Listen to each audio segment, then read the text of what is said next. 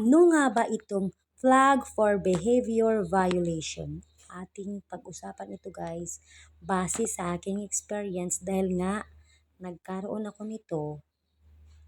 Sabi ng iba, 30 days or 90 days pa daw mawawala itong klaseng violation dahil ito ay pinakamatinding violation na magkakaroon ka nga. Dahil matitigil ang kitaan mo sa stars, sa reels at saka sa in-stream ads. Lahat yan madedemonetize. Matitigil ang kitaan mo dito guys. Masaklap po talaga kung magkaroon tayo ng itong klaseng violation.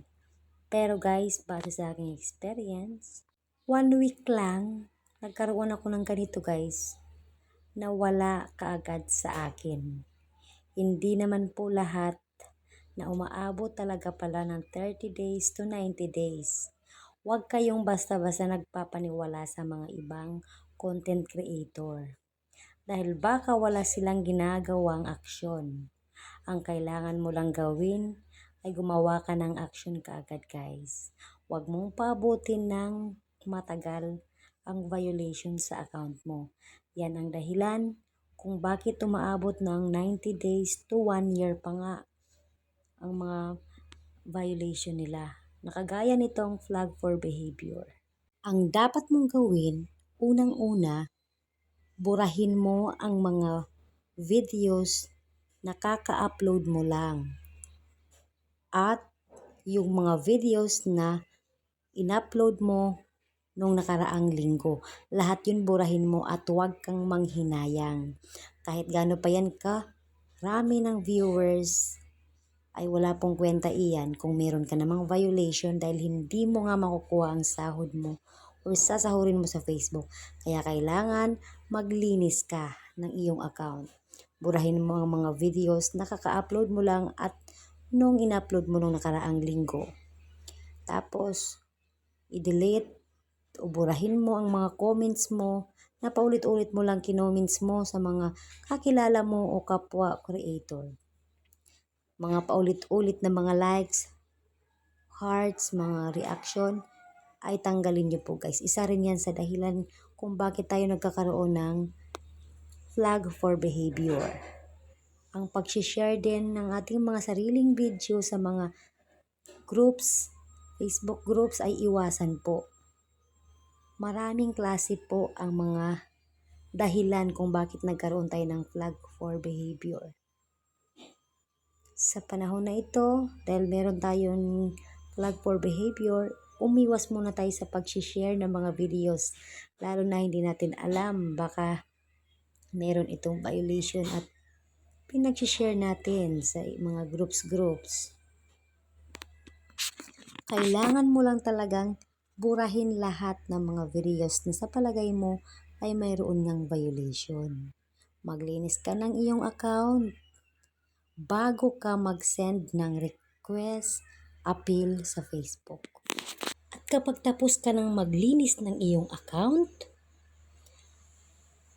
ngayon ituturo ko naman sa inyo kung paano ako nag-send ng appeal kay Facebook. Una, pumunta ka sa Facebook ninyo at i-click yung nakabilog na yan. At scroll down at hanapin ang profile link at i-copy mo lang. Katapos mong i-copy ay mag-back ka at i-click yung arrow na yan. Katapos ay mag-scroll down bababa. Hanapin ang help and support. I-click at i-click naman ang report a problem. Tapos, report a problem. Ayan, i-click mo naman yan. At ayan na, creating a report na nga siya. So, wait natin yan guys. Loading lang, mabagal lang ating signal. Ayan, makikita mo ang dalawang option, include at saka don't include. So, i-click mo ang include. Tapos, ay scroll down at hanapin ang profile. Kung profile ang gamit mo, at page naman kung page nga ang gamit mo. Ang gamit ko ay profile. So, i-click natin yan. Tapos yung nakabilog na pula ay tinanggal ko nga. Tanggalin mo rin at palitan mo ng i-click mo ang upload from phone. Screenshot mo ang iyong Facebook guys. Ayan, kikita mo sa araw na yan. Yung screenshot ko ang Facebook ko. Yung profile page. Tapos dyan ako nagsulat ng letter for appeal kay Facebook. Ayan. Dear Facebook team, dyan ka magsulat ng inyong love letter para kay Facebook, para ikaw ay patawarin o kaya may baglang palang nangyayari, glitch. Dear Facebook supportive. Ayan, example ng sinulat ko guys. I hope this letter finds you well. I am writing to appeal. Ayan na guys. Basahin nyo na lamang. Pwede nyo rin kopyahin or sumulat ka ng iyong sarili. Ako ay mayroon na kaya kinopya ko na lang at saka ko kinapi-paste. Ayan. So kapag na-paste na ninyo yan, kung tapos na kayo magsulat, ayan sa arrow na blue, dyan mo i-click para i-send ang iyong love letter, IST, appeal letter kay Facebook. Dyan lamang, sana'y nakatulong.